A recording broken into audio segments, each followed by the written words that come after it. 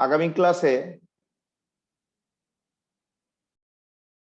প্রস্তুতি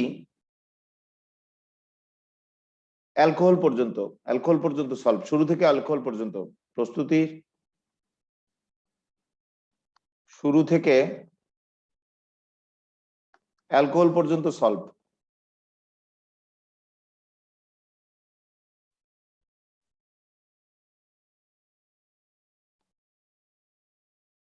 তাহলে প্রস্তুতির সলভ শুরু থেকে অ্যালকোহল পর্যন্ত।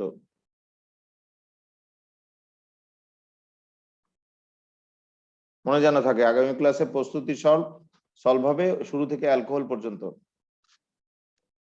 জৈব যৌগের প্রস্তুতি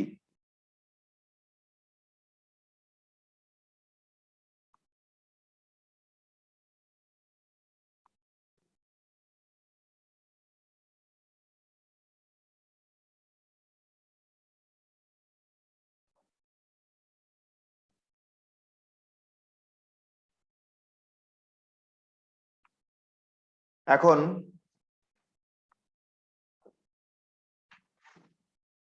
415 পৃষ্ঠায় 4.3.2 টপিকসে যাও। ডক্টর হাজারি স্যারের পৃষ্ঠা 415 4.3.2 টপিকস। এটার নাম হলো বিক্রিয়ার হারের উপর প্রভাব বিস্তারকারী নিয়ামক সমূহ। বিক্রিয়ার হারের মানে কি? বেগের। বিক্রিয়ার হারের উপর অর্থাৎ বেগের উপর প্রভাব বিস্তারকারী নিয়ামক সমূহ।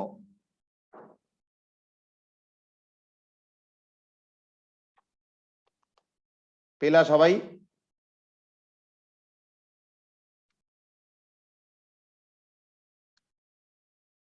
পেয়েছো? জি স্যার। জি স্যার। নিয়ামক সমূহ।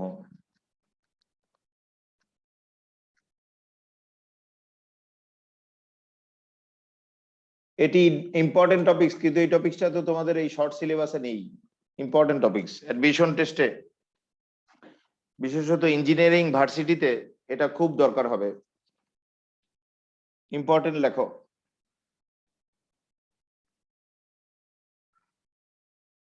ইম্পর্টেন্ট লেখো। এই টপিকস আলোচনা করবো, একটু ঝামেলার টপিকস। ভালো করে শুনবা, ভালো করে দেখবা সবাই।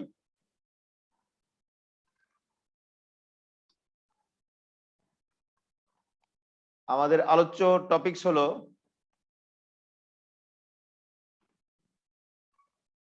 বিক্রিয়ার হারের উপর মানে কি? বেগের উপর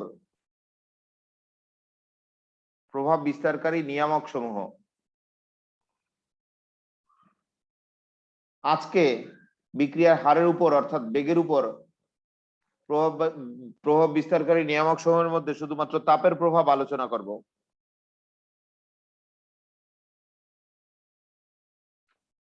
বিক্রিয়া হারের উপর অনেক কিছু নিয়ামক আছে প্রভাব বিস্তারকারী। সেই বিক্রিয়া হারের উপর প্রভাব বিস্তারকারী যে অনেক নিয়ামক আছে, তার মধ্যে শুধুমাত্র তাপের প্রভাব আলোচনা করব।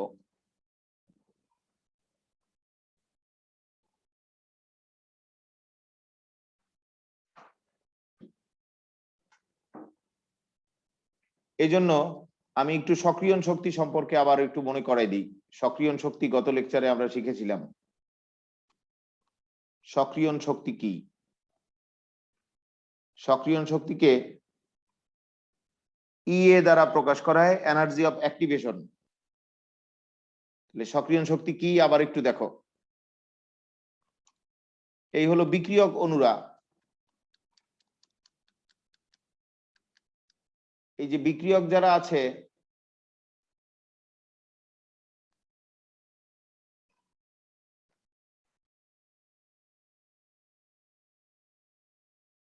সেই বিক্রিয়কদের পারস্পরিক সংঘর্ষ থেকে শক্তি আসতে পারে বা অন্য কোনো উপায়ে শক্তি আসতে পারে।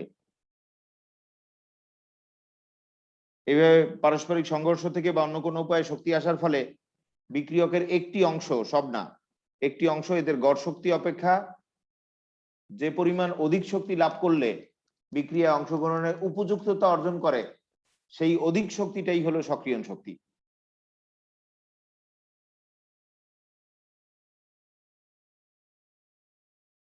আর যে যে অণু সক্রিয়ণ শক্তি লাভ করছে তাদেরকে বলা হয় সক্রিয় অণু। শুধুমাত্র সক্রিয় অণুরাই বিক্রিয়া করে উৎপাদে পরিণত হবে, আর যারা অসক্রিয় তারা বিক্রিয়া করবে না, উৎপাদে পরিণত হবে না। আরেকবার একটু শোনো সবাই।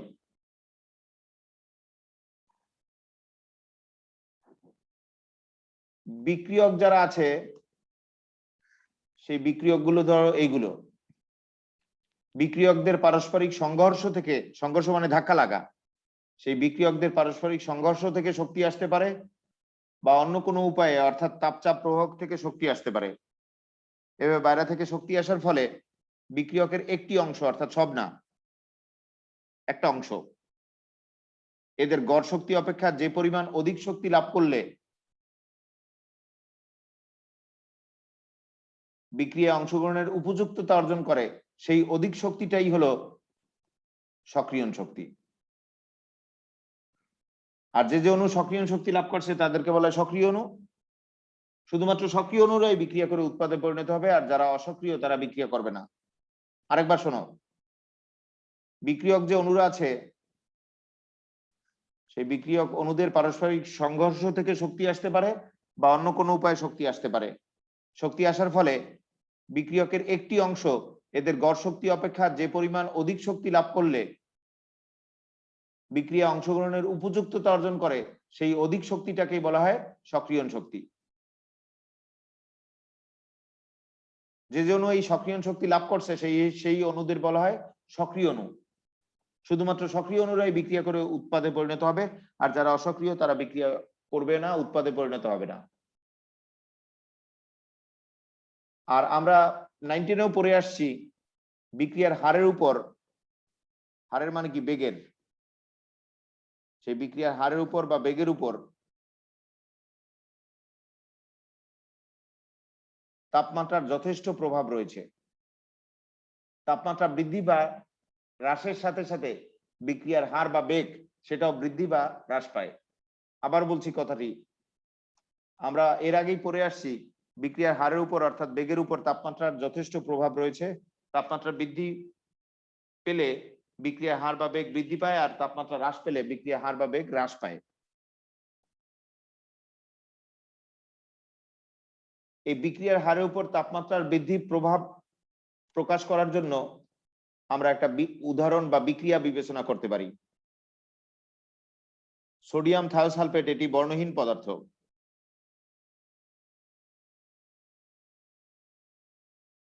হাইড্রোক্লোরিক অ্যাসিড এটাও বর্ণহীন পদার্থ। এদের পারস্পরিক বিক্রিয়ায় সালফার উৎপন্ন হয়, এটি হলুদ অধক্ষেপ পড়ে।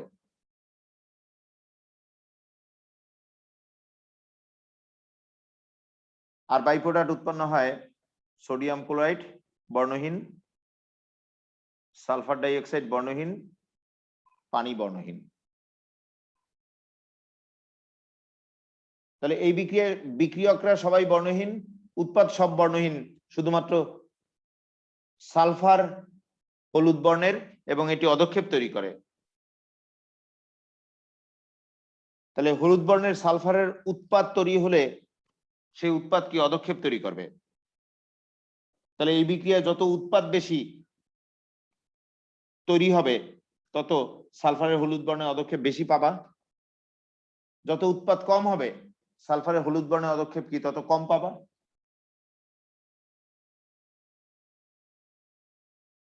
এই বিক্রিয়ার ক্ষেত্রে পরীক্ষা করে দেখা গেছে 30 ডিগ্রি সেলসিয়াস তাপমাত্রায় যে পরিমাণে সালফারের হলুদ অধক্ষেপ তৈরি হয়, 40 ডিগ্রি সেলসিয়াস তাপমাত্রায় তার দ্বিগুণ পরিমাণে সালফারের হলুদ অধক্ষেপ তৈরি হয়। তাহলে প্রতি 10 ডিগ্রি সেলসিয়াস তাপমাত্রা বৃদ্ধিতে এই বিক্রিয়ার হার বা বেগ কি দ্বিগুণ বেড়ে যায়। আবার বলছি কথাটি, এই বিক্রিয়ায় বিক্রিয়ক এরা বর্ণহীন, উৎপাদ এরাও বর্ণহীন, কিন্তু উৎপাদ সালফার যেটি এটি বর্ণযুক্ত, এটি হলুদ বর্ণের অধক্ষেপ তৈরি করে। তাহলে যত বেশি উৎপাদ তৈরি হবে, সালফার তৈরি হবে, তত বেশি হলুদ অধক্ষেপ তৈরি হবে। এই বিক্রিয়ার ক্ষেত্রে দেখা যায় 20 ডিগ্রি সেলসিয়াস তাপমাত্রায় যে পরিমাণে সালফারের হলুদ পদক্ষেপ তৈরি হয় 30 ডিগ্রি সেলসিয়াস তাপমাত্রায় তার দ্বিগুণ সালফারের হলুদ পদক্ষেপ তৈরি হয়। তার মানে 10 ডিগ্রি সেলসিয়াস তাপমাত্রা বৃদ্ধিতে বিক্রিয়ার হার বা বেগ কি দ্বিগুণ বাড়ে।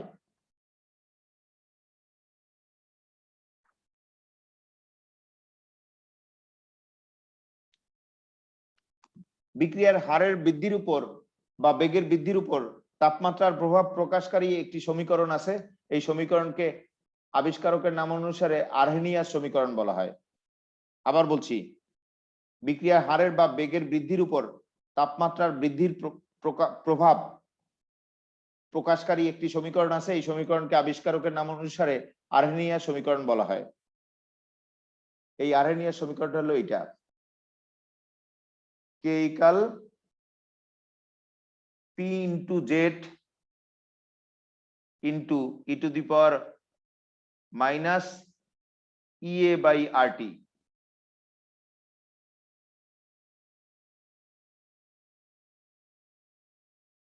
এক্ষেত্রে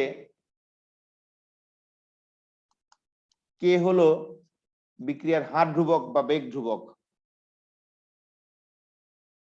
এটা দ্বারাই বিক্রিয়ার বেগ বুঝায়। P হলো স্থানিক দিক বিন্যাস, কোন দিক দিয়ে সংঘর্ষ হয় সেটার মান।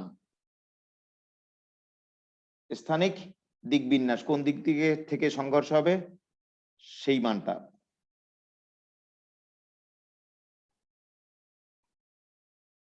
জেড হলো সংঘর্ষের হার, কত হারে সংঘর্ষ হবে সেই সংঘর্ষের হার।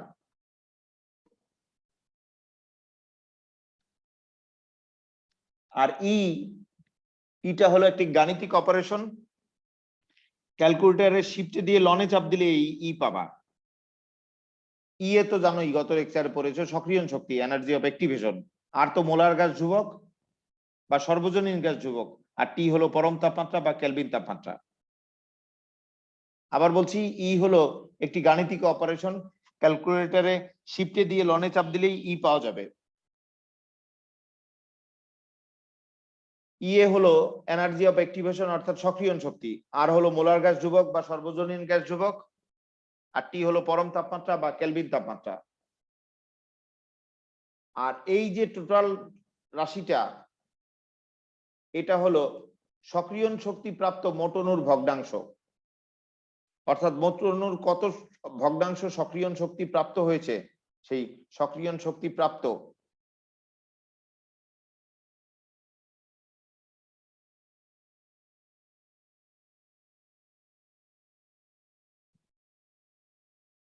মোট অণুর ভগ্নাংশ।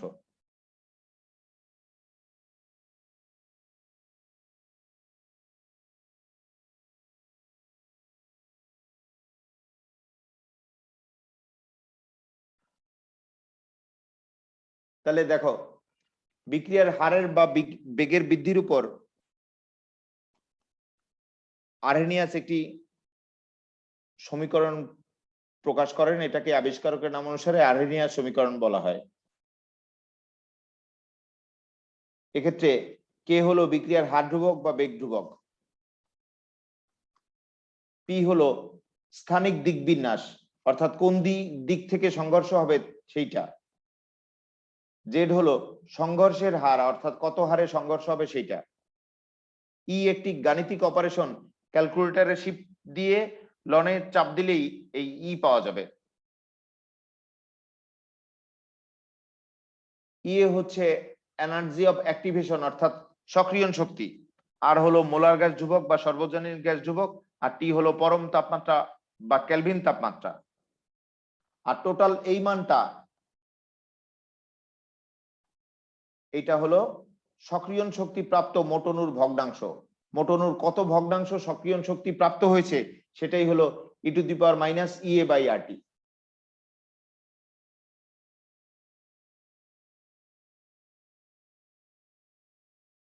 এখন দেখো, আরেকবার দেখো, মুখস্থ করো সবাই। এখানে কে হলো বিক্রিয়ার হার ধ্রুবক বা বেগ ধ্রুবক, পি হলো স্থানিক দিক বিন্যাস অর্থাৎ কোন দিক থেকে সংঘর্ষ হয়েছে সেটা, জেড হলো সংঘর্ষের হার, কি হারে সংঘর্ষ হয়েছে সেটা, আর e to the power minus EA by R T হলো সক্রিয়ণ শক্তি প্রাপ্ত মোট অণুর ভগ্নাংশ, অর্থাৎ মোট অণুর কত ভগ্নাংশ সক্রিয়ণ শক্তি প্রাপ্ত হয়েছে সেই মানটা। আর এই টোটাল সমীকরণটা বিজ্ঞানী আরহেনিয়াস আবিষ্কার করেছে, তাই আবিষ্কারকের নাম অনুসারে এই সমীকরণকে বলা হয় আরহেনিয়াস সমীকরণ। এখন দেখো এই সমীকরণে আমরা গাণিতিক কিছু অগ্রগতি করব, গাণিতিক ভাবে অনেক কিছু শিখব।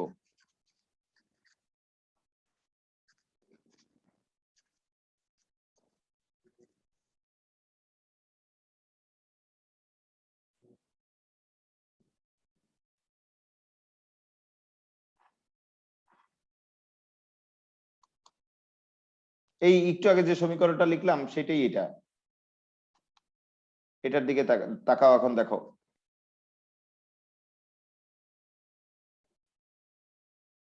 কে সমান সমান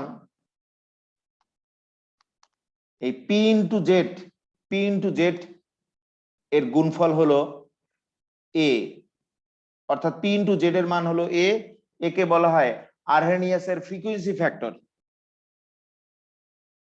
তাহলে পি ইন্টু জেড এর মান যদি এ হয় তাহলে বাকি রইল কি e to the power minus EA by R টি।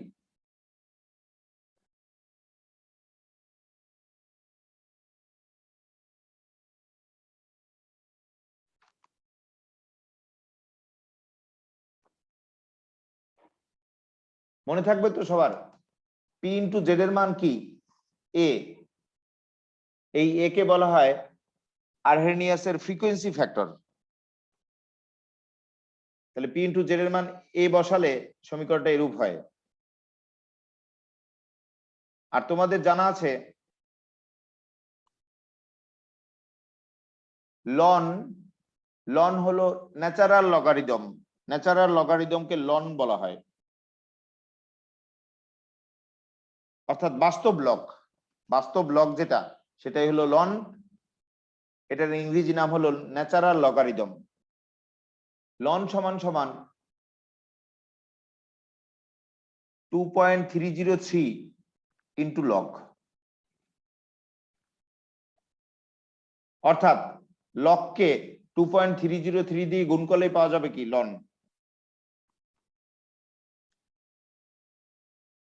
তাহলে এই সমীকরণে উভয় পাশে লন নেব, বাম পাশে লন নেব, ডান পাশে লন নেব। তাহলে বাম পাশে লন নিলে লন কে, আর ডান পাশে লন এ ইন্টু বি কি লন এ প্লাস লন বি, কারণ লন তো লগের সূত্র। তাহলে বাম পাশে লন নিছি লন কে, আর ডান পাশে লন নিলে লন এ ইন্টু বি কি লন এ প্লাস লন বি, লন এ প্লাস লন বি।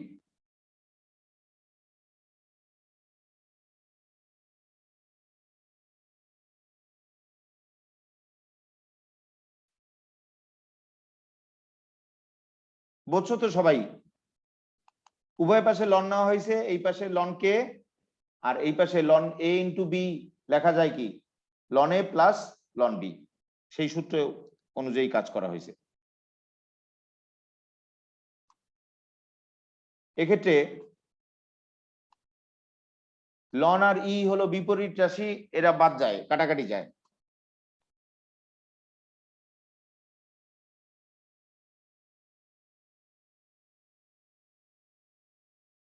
তাহলে রইল কি দেখো, বেজ যদি কাটাকাটি যায় তাহলে পাওয়াররা তো নিচে আসে বেজ আকারে, বেজ কাটাকাটি গেছে তাই পাওয়াররা চলে আসে নিচে।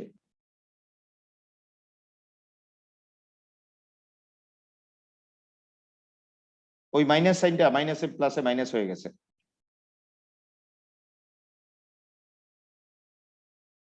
এই যে সমীকরণটা, এই সমীকরণটার নাম দিলাম আমরা 1 নং সমীকরণ।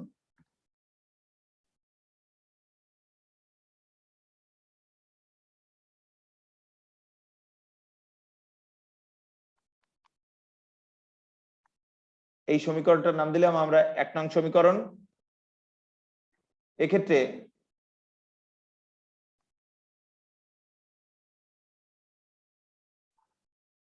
T1 তাপমাত্রায় আমরা বেগ ধ্রুবক ধরলাম K1, T1 তাপমাত্রায় বেগ ধ্রুবক K1 আর T2 তাপমাত্রায় বেগ ধ্রুবক K2।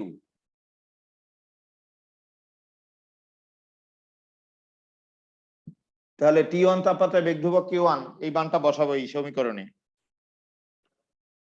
T1 তাপমাত্রায় বেগ ধ্রুবক K1 এটা 1 নং সমীকরণে বসাবো। তাহলে দেখো কি হয়,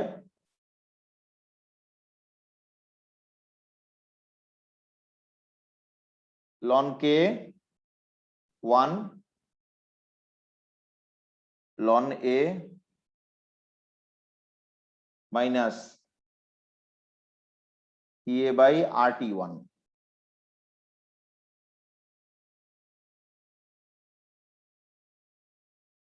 এটা দিলাম 2 নং সমীকরণ নাম। এখানে আমরা T1 তাপমাত্রায় বেগ ধ্রুবক ধরেছি কি K1, সেই T1 তাপমাত্রায় বেগ ধ্রুবক K1 ধরে 1 নং সমীকরণ অনুযায়ী এটা লিখেছি। দেখো এই উপরে 1 নং সমীকরণ দেখো। অনুরূপভাবে T2 তাপমাত্রায় বেগ ধ্রুবক তো K2, তাহলে আবার 1 নং সমীকরণ অনুযায়ী আবার লেখা যায়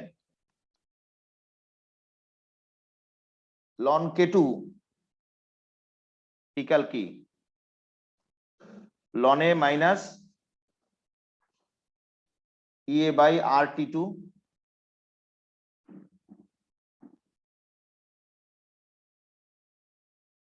এটার নাম দিলাম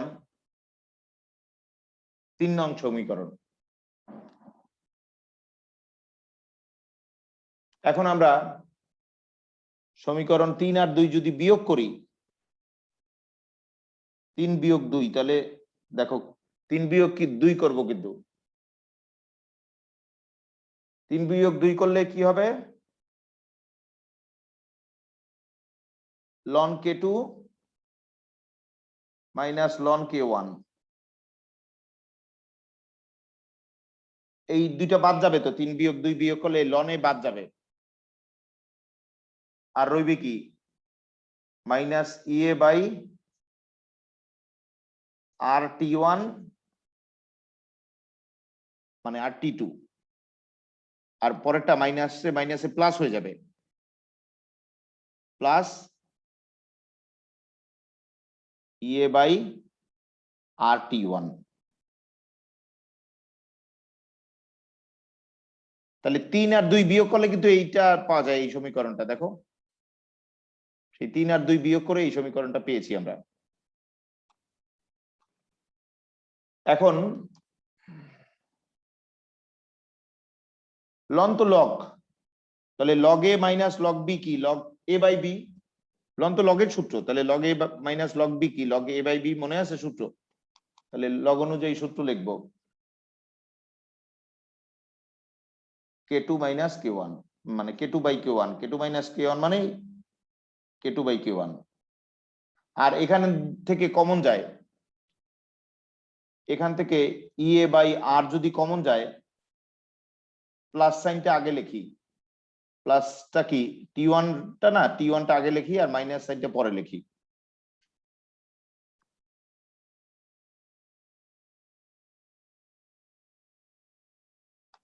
এখন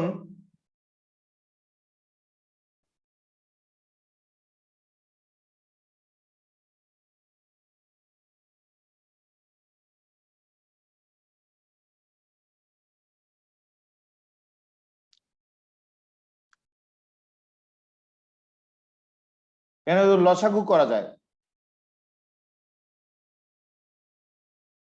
লসাগু কি T1 T2, লসাগু T1 T2 যদি করি তাহলে কি হবে বলো, T2 মাইনাস T1। লসাগু T1 T2 করলে মানটা পাওয়া গেল কি T2 মাইনাস T1। এই সমীকরণের নাম দিলাম 4 নং সমীকরণ।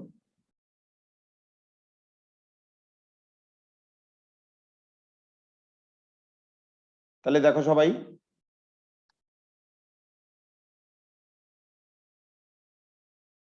লন মানে কি 2.303 into log,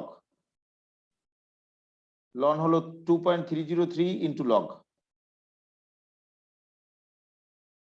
K2 by K1, তাই তো?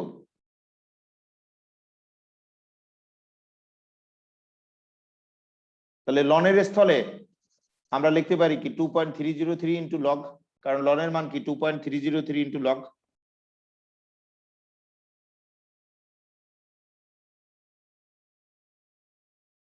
EA by R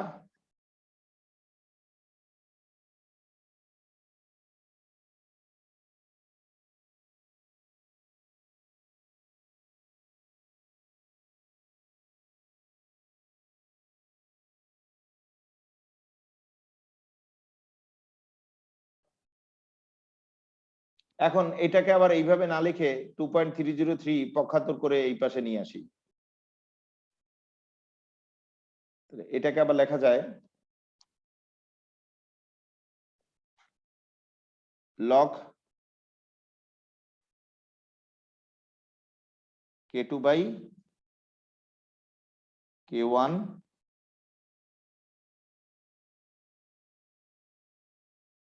EA by 2.303 into R। 2.303 রাশিটা এই পাশে নিয়ে আসছি পক্ষান্তর করে।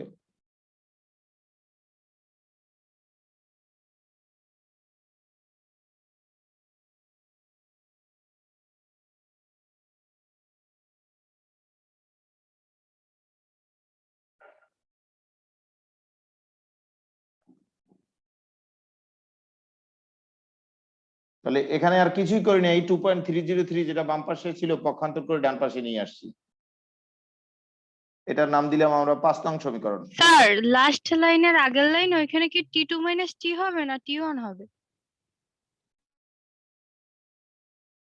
বলো স্যার লাস্ট এখানে এখানে কোথায় সমস্যা কোথায়? জি স্যার এবার ঠিক আছে। এখন দেখো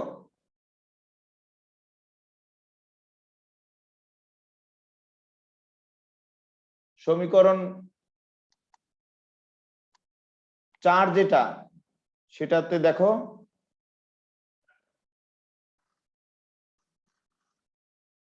অথবা সমীকরণ 5 যেটা সেটাতে দেখো,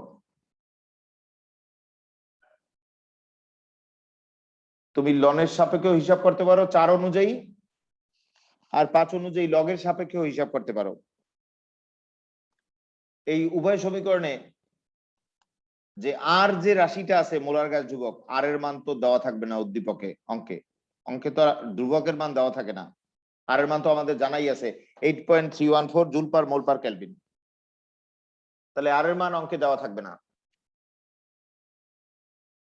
আর বাদে উভয় সমীকরণে দেখো 5টা রাশি T1 T2 K1 K2 আর EA, তাই না? বলো আর বাদে আর কয়টা রাশি? 5টা রাশি T1 T2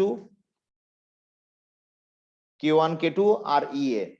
তাহলে আর বাদে 5টা রাশি, এর যে কোনো 4টার মান দেওয়া থাকলে কি আরেকটা সমাধান করলেই বেরিয়ে যাবে? বলো তোমরা আমাকে, আর বাদে কয়টা রাশি?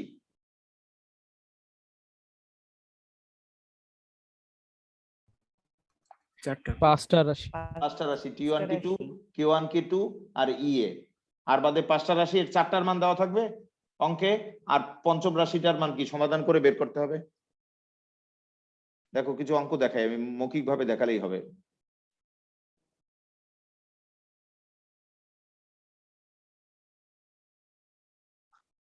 দেখো একটু মুখে মুখে বলে দিচ্ছি অঙ্ক, ভালো করে দেখো।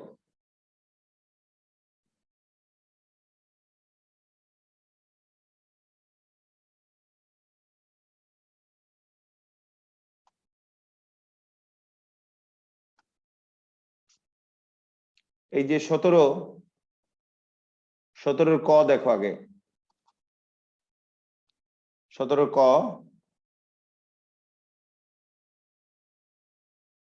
এই 500 কেলভিন T1, 600 কেলভিন হলো T2, প্রথম যে হাত ধ্রুবকের মান দেওয়া আছে এটা হলো K1, পরের হাত ধ্রুবক K2, চাইছে কি সক্রিয়ণ শক্তি ই এর মান, সক্রিয়ণ শক্তির মান চাইছে অর্থাৎ ই এর মান চাইছে, কিন্তু এটা জুলে বেরোবে, এসআই এককের কারণে জুলে বেরোবে, কিন্তু কিলো জুলে চাইছে।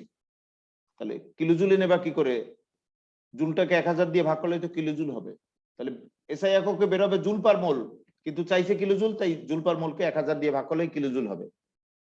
আবার বলছি অঙ্কের দিক তাকাও, এই 500 কেলভিন তাপমাত্রাটা হলো T1, 600 কেলভিন তাপমাত্রাটা হলো T2, প্রথম হাত ধ্রুবকটা হলো K1, পরের হাত ধ্রুবকটা হলো K2, চাইছে কি সক্রিয়ণ শক্তির মান, ই এর মান চাইছে, ই এ ইকুয়াল হোয়াট, কিন্তু ই এর মান এসআই এককের কারণে জুল পার মোলে বেরোবে, কিন্তু চাইছে কিলো জুলে, জুল পার মোলে 1000 দিয়ে ভাগ করলে তো কিলো জুল হবে। পরের অঙ্কে দেখো, পরের অঙ্কে বলছি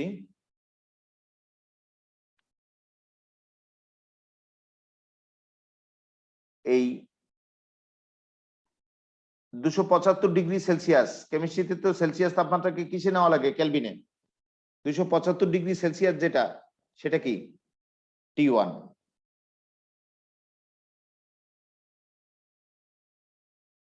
পাঁচশো কেলভিন হলো মানে 500 ডিগ্রি সেলসিয়াস যেটা সেটা কি T2, এই প্রথম হাত ধ্রুবক যেটা সেটা হলো K1, পরের হাত ধ্রুবক এটা কি K2, এখানেও চাইছে কি সক্রিয়ণ শক্তির মান নির্ণয় করতে বলছে, অর্থাৎ ই এর মান চাইছে, ই ইকুয়াল হোয়াট। এরপরে এই অঙ্কটা দেখো, পরেরটা 27 ডিগ্রি সেলসিয়াস তাপমাত্রা যেটা, সেই 27 ডিগ্রি সেলসিয়াস তাপমাত্রা হলো T1, পরে যেটা 37 তাপমাত্রা এটা T2, প্রথম বেগ ধ্রুবক বা হাত ধ্রুবক কি K1, পরের বেগ ধ্রুবক বা হাত ধ্রুবক কি K2, এখানেও চাইছে কি, এখানেও চাইছে ওই একই জিনিস, বিক্রিয়াটির সক্রিয়ণ শক্তির মান নির্ণয় করো, অর্থাৎ ই এ চাইছে, এনার্জি অফ অ্যাক্টিভেশন অর্থাৎ সক্রিয়ণ শক্তির মান চেয়েছে।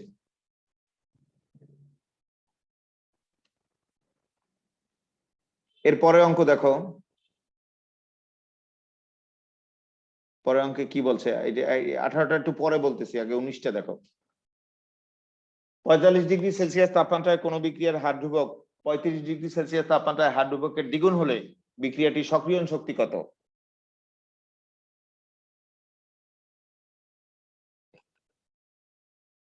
আবার দেখো 45 ডিগ্রি সেলসিয়াস তাপমাত্রায় কোন বিক্রিয়া হাত ধ্রুবক 35 ডিগ্রি সেলসিয়াস তাপমাত্রায় হাত ধ্রুবকের দ্বিগুণ হলে বিক্রিয়াটি সক্রিয়ণ শক্তি বের করতে বলছে।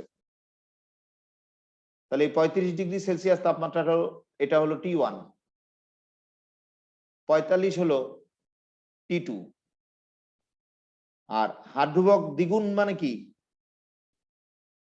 K1 যদি তুমি x ধরো তাহলে K2 কি, তার দ্বিগুণ হবে 2x, চাইছে কি এখানে সক্রিয়ণ শক্তি কত, ওই একই জিনিস, সক্রিয়ণ শক্তির মান চাইছে, ই ইকুয়াল হোয়াট। বলতে পারো স্যার এক্স রাশি তো কাটাকাটি যাবে, এক্স রাশি ভ্যানিশ হয়ে যাবে, থাকবে না, তাহলে ওই একই অঙ্ক।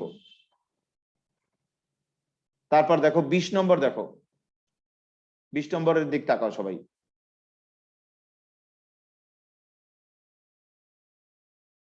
পঁয়তাল্লিশ ডিগ্রি সেলসিয়াস তাপমাত্রা T1, 85 T2, প্রথম হাত ধ্রুবক K1, পরের হাত ধ্রুবক K2, এখানেও চাইছে কি বিক্রিয়ার সক্রিয়ণ শক্তি কত, অর্থাৎ ই এর মান চাইছে, এখানে ওই একই অঙ্ক, ই এর মান হোয়াট। এরপরে দেখো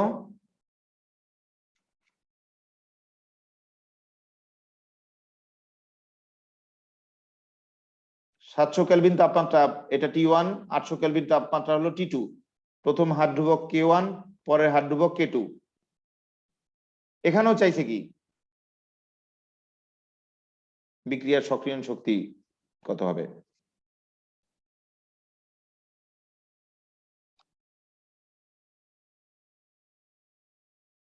এখন মধ্য দিয়ে 18 নম্বর অঙ্ক বাকি রাখছিলাম। 18 নম্বর দেখো, 18 নম্বর দেখো, অঙ্কের দিক তাকাও সবাই। 18 নম্বর বিক্রিয়া দেওয়া আছে নাইট্রোসিল ক্লোরাইড। সেই নাইট্রোসিল ক্লোরাইড বিয়োজিত হয়ে অর্থাৎ ভেঙে গিয়ে নাইট্রিক অক্সাইড আর ক্লোরিন উৎপন্ন করছে। এই বিক্রিয়ার সক্রিয়ণ শক্তির মান দেওয়া আছে এত কিলোজুল পার মোল। এই কিলোজুল পার মোল কিন্তু এসআই এককে এটাকে 1000 দিয়ে গুণ করে জুলে নেবা, কারণ এসআই এককে তো জুলে নিতে হবে, তাই কিলোজুল পার মোলে 1000 দিয়ে গুণ করে জুল বানাবা।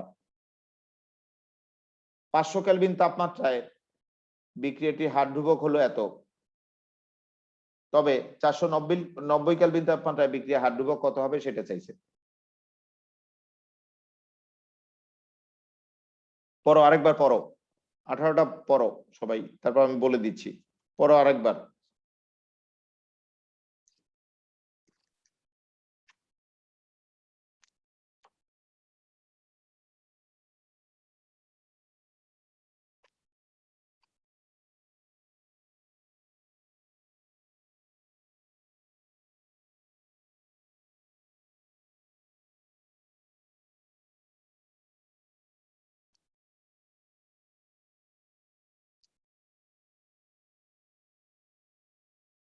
তাহলে এখানে সক্রিয়ণ শক্তি ই এর মান তো ডাইরেক্ট দেওয়া আছে। এই 490 কেলভিন তাপমাত্রা, এটা T1। এই অবস্থায় বিক্রিয়াটি হার ধ্রুবক K1 এর মান চাইছে, K1 ওয়াট। আর 500 কেলভিন তাপমাত্রা হলো T2, আর এই অবস্থায় হার ধ্রুবক K2 দেওয়া আছে। বলো আবার সবাই বলো, এটা তো দেওয়া আছে সক্রিয়ণ শক্তি, এটা কি T1 এই অবস্থায় হার ধ্রুবক কি K1 বের করতে হবে, K1 বের করতে হবে। এইটা কি T2 এটা K2 K2। ওই একটু একটু ঘুরে পেঁচাই দিছে একই অঙ্ক। তারপরে সেম টাইপের আরো অঙ্ক আছে দেখো, স্যার বলো। স্যার কোনটা T1 ধরবো আর কোনটা T2 ধরবো এটা কিসের উপর নির্ভর করবে?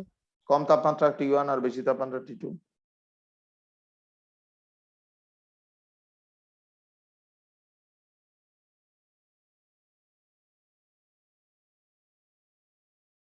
এরপরে দেখো 15 নম্বর অঙ্ক, 15 উমো। 15 উমোতে দেখো, উমো তো ওই অন্য অঙ্ক দ্বারা 15 উমো না তো 16 আগে দেখাই। 16তে দেখো, 16তে তাকাও সবাই।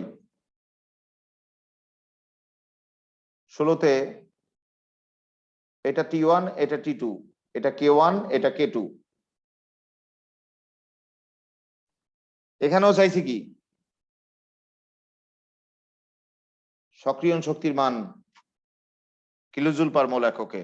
তাহলে প্রথমে বেরোবে এসআই এককে জুল পার মোলে, কিন্তু চাইছে যেহেতু কিলোজুলে, তাহলে এটা 1000 দিয়ে ভাগ করলে তো কিলোজুল পাওয়া যাবে।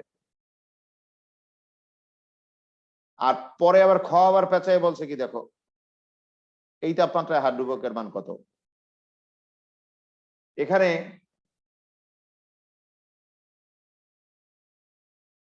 নতুন T2 35 ধরে সেই তাপমাত্রায় হার ধ্রুবক K2 চাইছে।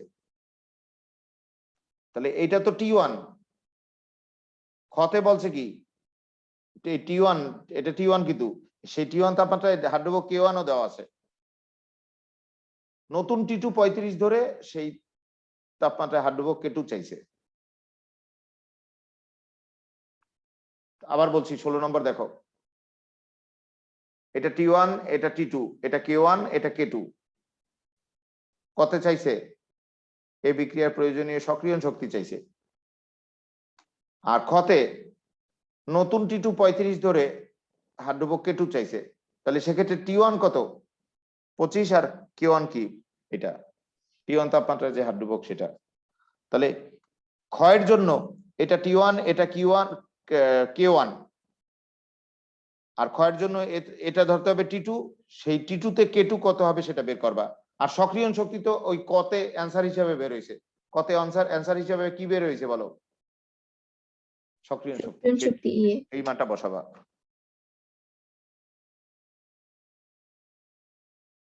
এরপর দেখো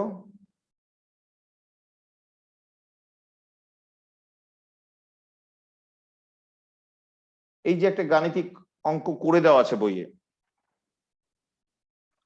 গাণিতিক টার্মটি করে দেওয়া আছে।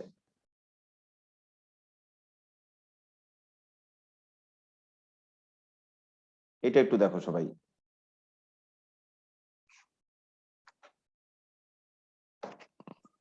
স্যার কত পেজ? আছে এর আগের আমি বলছি দাঁড়াও 420 120 420 বা 417 পেজ আছে। আগে দেখো দেখো পুরো টপিকসটা পড়ে নেবা তো, পুরো টপিকসটা পেজ এই টপিকস এর মধ্যেই আছে 417 পেজে। দেখো আগে এই যে আরহেনিয়ার সমীকরণ, এই সমীকরণটা তো আমরা গাণিতিক ভাবে প্রতিপাদন করলাম একটু আগে। এই আরহেনিয়ার সমীকরণে সক্রিয়ণ শক্তির মান 55 কিলোজুল পার মোল ধরছে, আর এটা তো জুলে নিতে হবে, তাহলে এসআই এককে জুলে নেওয়ার জন্য কি এটাকে 1000 দিয়ে গুণ করছে, তাহলে সক্রিয়ণ শক্তির মান ধরছে এইটা। আর গ্যাস ধ্রুবক অর্থাৎ মোলার গ্যাস ধ্রুবক কি এইটা, এটা তো মনে রাখতে হবে। আর তাপমাত্রা টি1 27 ধরেছে, কিন্তু কেমিস্ট্রিতে তাপমাত্রা কি সবসময় কেলভিনে নিতে হবে, তাই 273 যোগ করে কেলভিনে নিছে। আর টি2 37 ধরেছে, কিন্তু কেমিস্ট্রিতে তাপমাত্রা তো কেলভিনে নিতে হবে। তাহলে সোজা কথা আরহেনিয়ার সমীকরণে সক্রিয়ণ শক্তির মান এইটা, আর এর মান তো ধ্রুবক, এইটা সবসময় এটাই বসাইতে হবে। তাপমাত্রা টি1 27 ডিগ্রি সেলসিয়াস, কিন্তু তাপমাত্রা তো কেলভিনে লিখতে হয়, তাহলে 300 কেলভিন। আর তাপমাত্রা টি2 হলো 37 ডিগ্রি সেলসিয়াস অর্থাৎ 310 কেলভিন। এই মানগুলো বসানো হয়েছে। বসিয়ে বসিয়ে ক্যালকুলেশন করে লাস্টে পাওয়া গেছে কি দেখো,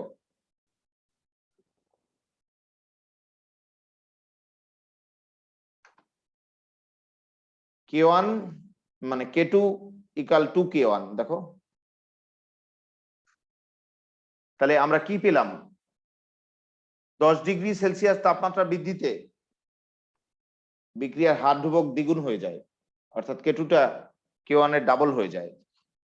আর হার ধ্রুবকটাই তো বিক্রিয়ার হার বা বেগ, তাহলে বিক্রিয়ার হার বা বেগ কি দ্বিগুণ বাড়ে। আবার বলো 10 ডিগ্রি সেলসিয়াস তাপমাত্রা বৃদ্ধিতে তোমরাই বলো বিক্রিয়ার হার ধ্রুবক দ্বিগুণ হয়ে যায়, তার মানে কি বিক্রিয়ার হার বা বেগ কি দ্বিগুণ হয়ে যায়, বৃদ্ধি পায়। বৃদ্ধি পায় না, দ্বিগুণ হয়।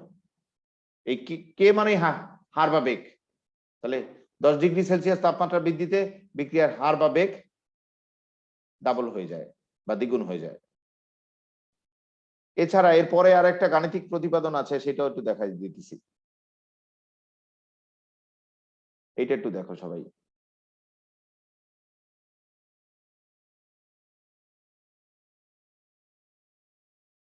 একটু অপেক্ষা করো।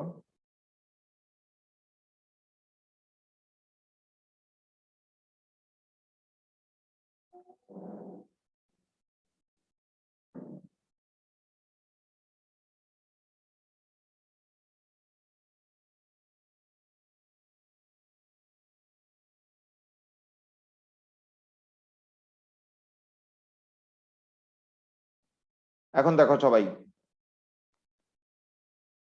দেখো এবং বোঝার চেষ্টা করো।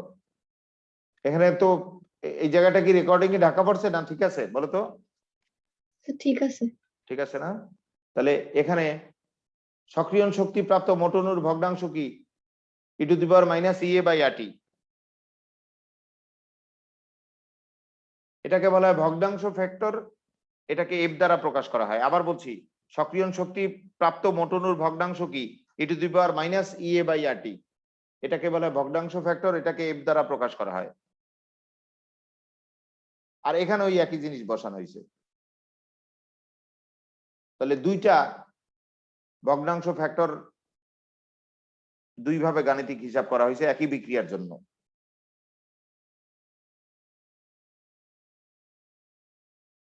আর এখানে একটা ইনটু চিহ্ন হবে, একটু অস্পষ্ট আছে বইয়ে, তোমরা পড়ার সময় ঠিক করে নিবে। এখানে একটা ইনটু চিহ্ন, ইনটু চিহ্নটা অস্পষ্ট আছে, এই যে এখানে। তাহলে দেখো সবাই,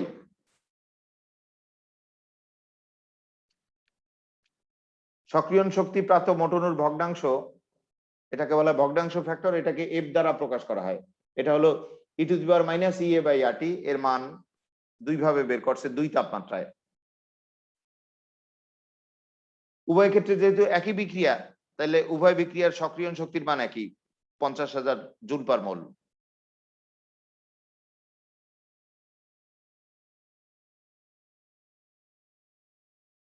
উভয় ক্ষেত্রে মোলার গ্যাস ধ্রুবক আর এর মান একই, আর এর মান তো একই থাকে 8.314, কিন্তু এখানে খালি দুইটা মানে একটা ডিজিট লেখছে, 8.3 লেখছে। কিন্তু তাপমাত্রা এখানে ধরছে 300 কেলভিন আর এখানে 310 কেলভিন। প্রয়োজনে আরেকবার দেখো, সক্রিয়ণ শক্তি প্রাপ্ত মোট অণুর ভগ্নাংশ, এটাকে বলা হয় ভগ্নাংশ ফ্যাক্টর। এই ভগ্নাংশ ফ্যাক্টরের মান দুই ভাবে হিসাব করছে একই বিক্রিয়ার জন্য। যেহেতু একই বিক্রিয়া, তাই উভয় বিক্রিয়ার সক্রিয়ণ শক্তির মান কি একই। আর এর মান 8.314, কিন্তু একটা ডিজিট লেখছে খালি পয়েন্টের পর, 8.3 লেখছে, 14 আর লেখে নাই। তাপমাত্রা টি এখানে ধরা হয়েছে 300 আর এখানে ধরা হয়েছে 310 কেলভিন। তাহলে তাপমাত্রা কত বৃদ্ধি করা হয়েছে? 10 কেলভিন বৃদ্ধি করা হয়েছে। এরপর এই মান ক্যালকুলেশন করে পাওয়া গেছে এইটা, এরপর এইটা, তারপর এইটা। এক্ষেত্রে দেখা যাচ্ছে 10⁻10টা অণুর মধ্যে প্রায় 20টা অণু সক্রিয়ণ শক্তি প্রাপ্ত হয়েছে। 19 মানে কি 20 না? আর পরের ক্ষেত্রে দেখা যাচ্ছে লাস্টে 10⁻10টা অণুর মধ্যে প্রায় 40টা অণু সক্রিয়ণ শক্তি প্রাপ্ত হয়েছে। এটা কিন্তু প্রায় 40। তাহলে আমি এক কথায় বলতে পারি, একই তো ব্যাপার, সব একই। দেখো উভয় ক্ষেত্রে একই। 300 কেলভিন তাপমাত্রায় 10⁻10টা অণুর মধ্যে কয়টা? প্রায় 20টা অণু সক্রিয়ণ শক্তি প্রাপ্ত হয়েছে। আর 310 কেলভিন তাপমাত্রায় 10⁻10টা অণুর মধ্যে প্রায় 40টা অণু সক্রিয়ণ শক্তি প্রাপ্ত হয়েছে। তার মানে কি, 10 কেলভিন তাপমাত্রা বৃদ্ধিতে সক্রিয়ণ শক্তি প্রাপ্ত অণুর সংখ্যা প্রায় দ্বিগুণ হয়। আর সক্রিয়ণ শক্তিরাই প্রাপ্তরাই তো বিক্রিয়া করে উৎপাদে পরিণত হয়, তাহলে বিক্রিয়ার উৎপাদ দ্বিগুণ হয়। আবার বলছি, 300 কেলভিন তাপমাত্রায় আমরা এই ক্যালকুলেশন করে দেখছি 10⁻10টা অণুর মধ্যে প্রায় 20টা অণু সক্রিয়ণ শক্তি প্রাপ্ত হয়েছে। আর 310 কেলভিন তাপমাত্রায় 10⁻10টা অণুর মধ্যে প্রায় 40টা অণু সক্রিয়ণ শক্তি প্রাপ্ত হয়েছে। তার মানে 10 কেলভিন তাপমাত্রা বৃদ্ধিতে বিক্রিয়ার বেগ কি দ্বিগুণ বেড়ে গেছে।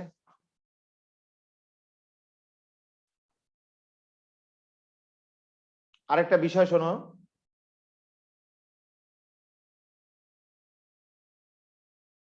এবং দেখো,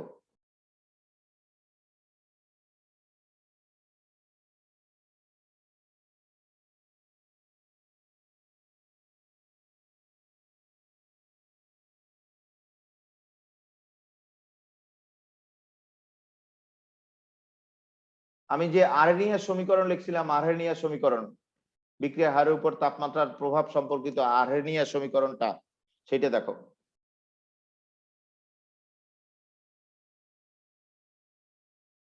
কেইট ইকাল এ ইন্টু e⁻−Ea/RT। মনে আছে? একটু আগেই তো এই সমীকরণটা লিখলাম।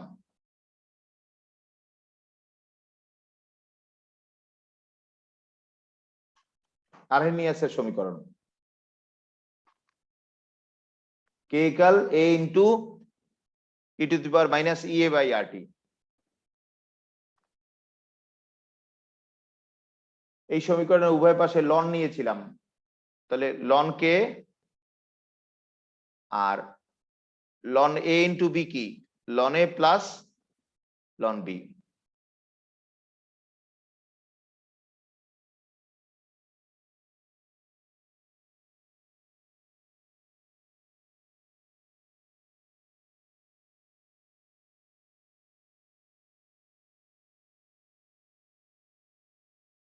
লন আর ই কি বিপরীত রাশি, লন আর ই বিপরীত রাশি, কাটাকাটি যায়।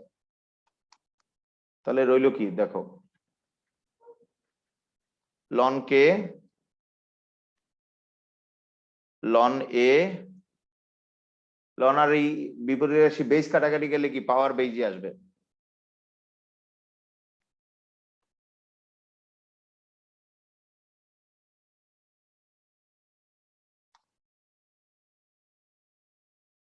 লন তো 2.303 ইন্টু লগ, তাহলে লন হলো 2.303 into log.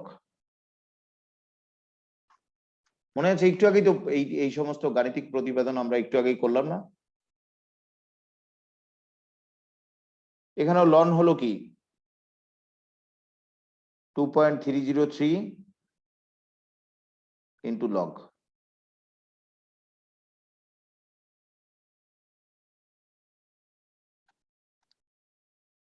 Minus EA by RT।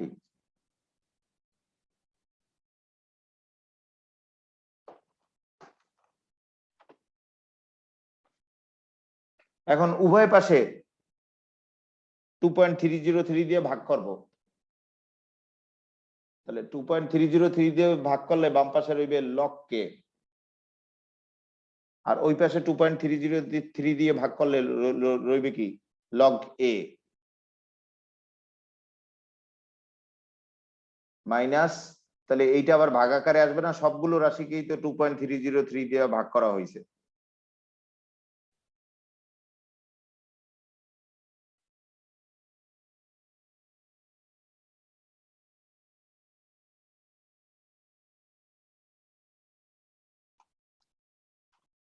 বুঝছো?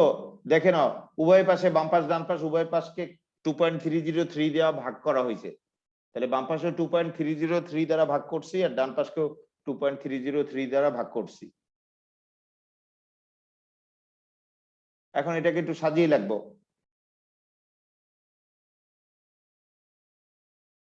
লগ কে এই পরের রাশি আগে লিখবো আর আগের রাশি পরে লিখবো।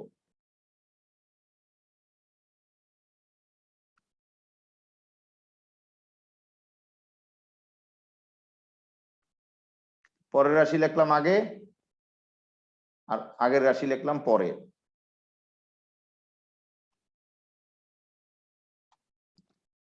তাহলে এখন লগ কে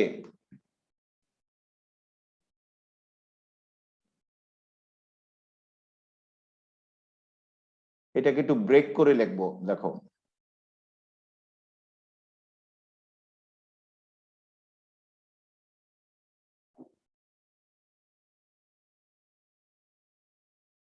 two point three zero three R আর এই 1/t লেখা যায় না, এটাকে ওয়ান, এটা তো 1/t আলাদা করে লিখলাম, কেন লিখলাম একটু পরে বলতেছি।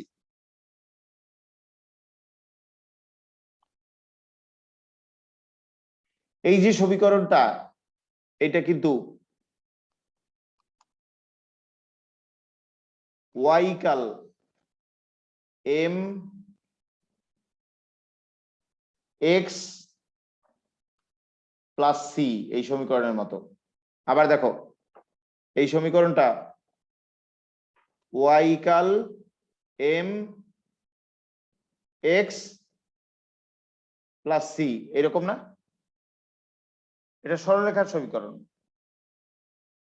তাহলে এই সমীকরণটা y equal mx plus c সমীকরণের মতো, অর্থাৎ সরলরেখার সমীকরণের মতো।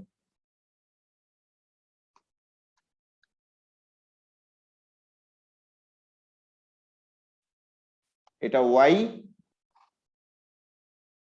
এটা এম,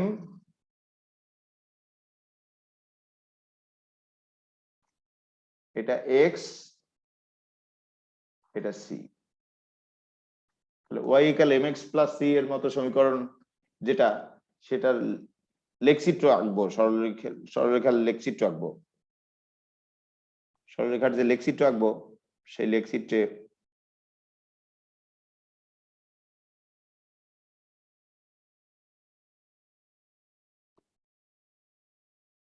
ওয়াই অক্ষ বরাবর ওয়াই এর মান বসাবো, ওয়াই অক্ষ বরাবর ওয়াই এর মান বসাবো। ওয়াই এর মান কি? লক্ষ্যে। আর এক্স অক্ষ বরাবর এক্স এর মান বসাবো। এক্স এর মান কি? 1/t। 1/t।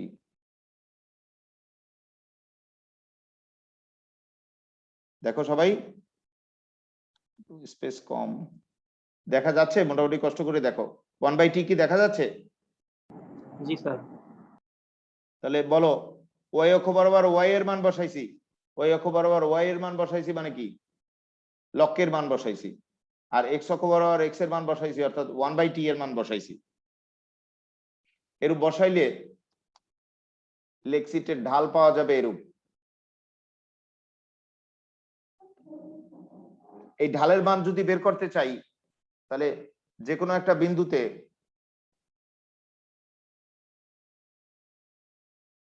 লম্ব বাই ভূমি, লম্ব বাই ভূমি তো ট্যান, লম্ব বাই ভূমি, দেখো এই যে কোনো একটা বিন্দুতে লম্ব বাই ভূমি অর্থাৎ ট্যানের মান অর্থাৎ ঢালের মান পাবো।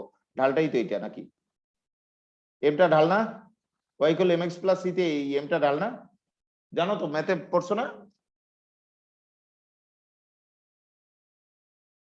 তাহলে এই লম্ব বাই ভূমি যেটা, সেটা হলো ঢাল, সেটা হলো এম। তাহলে আমরা ঢাল সমান সমান পেলাম কি? Minus EA by RT. কিন্তু এক্ষেত্রে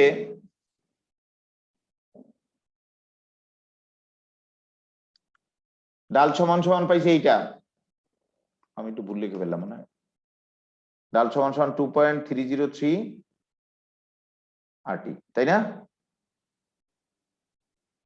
দেখো সবাই, একটু আগে একটু ভুল লিখেছিলাম, ঢাল সমান সমান কিন্তু এমটাই এটা।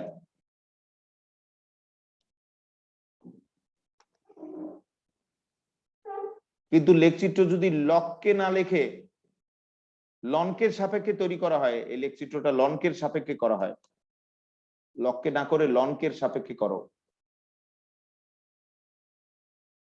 লনকের সাপেক্ষে করলে তখন আবার ঢালটা হবে আলাদা।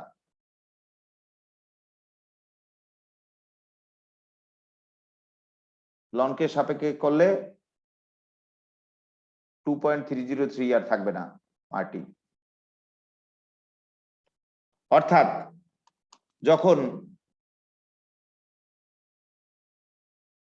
লককে বনাম টাইম ইনভার্স মানে টেম্পারেচার ইনভার্স, আবার বলছি, যখন লককে বনাম টেম্পারেচার ইনভার্স, তখন ঢাল হবে এইটা, কারণ লগে তো 2.303 আসবে। আর যখন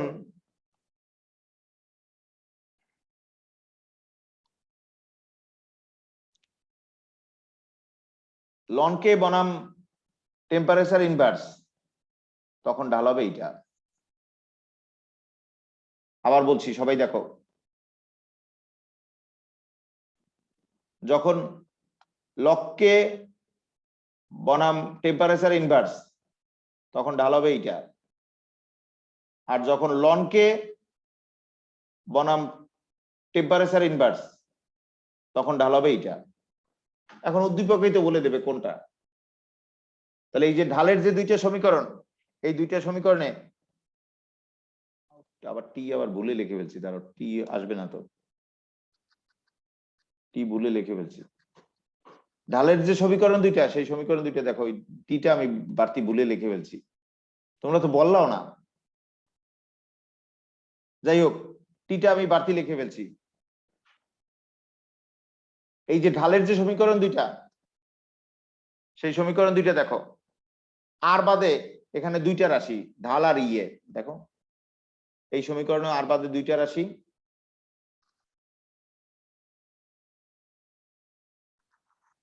ঢাল আর ইয়ে, এই সমীকরণে আর বাদে দুইটা রাশি, দুইটার একটার মান দেওয়া থাকবে, অঙ্ক করে একটা বের করতে হবে, এলো অবজেক্টিভের অঙ্ক। আবার বলছি দেখো এই দুইটা সমীকরণে দেখো ঢালের দুইটা সমীকরণ, এই ঢালের দুইটা সমীকরণে আর বাদে কিন্তু দুইটা রাশি ঢাল আর ইয়ে, আরে একটা দেওয়া থাকবে আর একটা অঙ্ক করে অর্থাৎ ক্যালকুলেশন করে বের করতে হবে, অবজেক্টিভের অঙ্ক হিসেবে আসবে। আরেকটা জিনিস দেখো সবাই, এই যে উভয় ঢালেই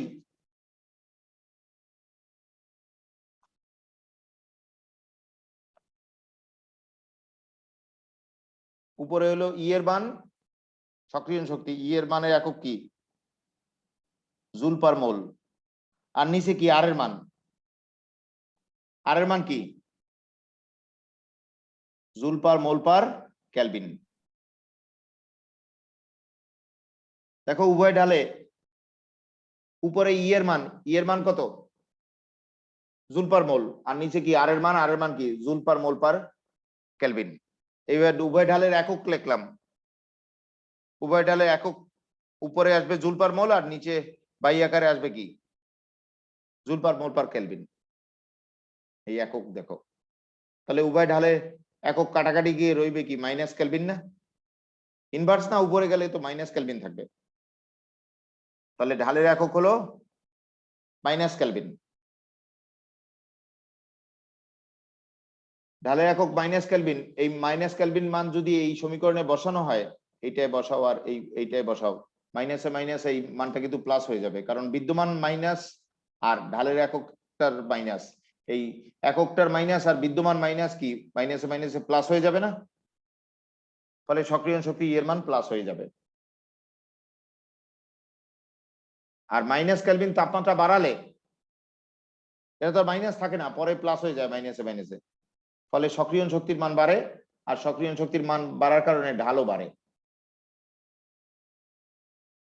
আবার বলছি মাইনাস কেলভিন তাপমাত্রা বাড়ালে এই মাইনাসটা তো আর থাকে না, এই মাইনাসে মাইনাসে প্লাস হয়ে যায়, ফলে সক্রিয় শক্তি বাড়ে, আর সক্রিয় শক্তি বাড়া মানে কি ঢালও বাড়ে। আজকে এই পর্যন্ত থাকলো, সবাই এই টপিকটি ঠিকঠাক মতো পড়ে আমাকে আগামী ক্লাসে জিজ্ঞেস করবা, এবং আজকেই পড়ে নাও। কেউ কিছু জিজ্ঞেস করবা,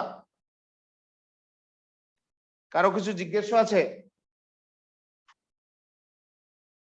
প্রয়োজনে রেকর্ড ক্লাসটা চালিয়ে আরেকবার দেখে নেবা, ইম্পর্টেন্ট টপিকস কিন্তু ইঞ্জিনিয়ারিং এবং ভার্সিটি অ্যাডমিশন টেস্টে খুব প্রশ্ন আসে এখান থেকে।